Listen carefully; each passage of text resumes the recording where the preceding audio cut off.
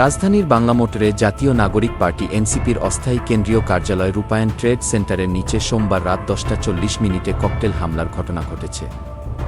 দলটির পক্ষ থেকে জানানো হয়েছে, এ ঘটনায় কমপক্ষে 4 জন নেতাকর্মী আহত হয়েছেন।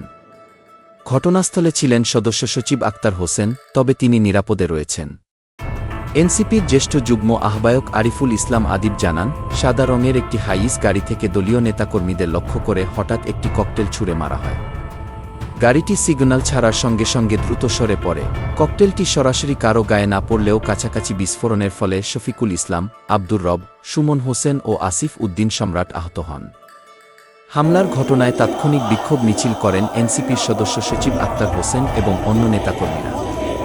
সালেহ উদ্দিন সিফাত, এনসিপির যুগ্ম সদস্য সচিব বলেন, আইনশৃঙ্খলা বাহিনীকে 24 ঘণ্টার মধ্যে হামলাকারীদের গ্রেফতার করতে হবে।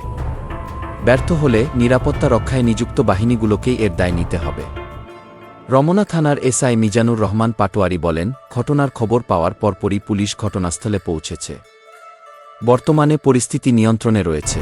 রাজনৈতিক উত্তেজনার মধ্যে এমন হামলা পরিস্থিতিকে আরও অস্থিতিশীল করে তুলতে পারে বলে মনে করছেন বিশ্লেষকরা। আন্তর্জাতিক ও জরুরি খবর আপডেট পেতে আমাদের YouTube channel Next Gen News subscribe করতে ভুলবেন না।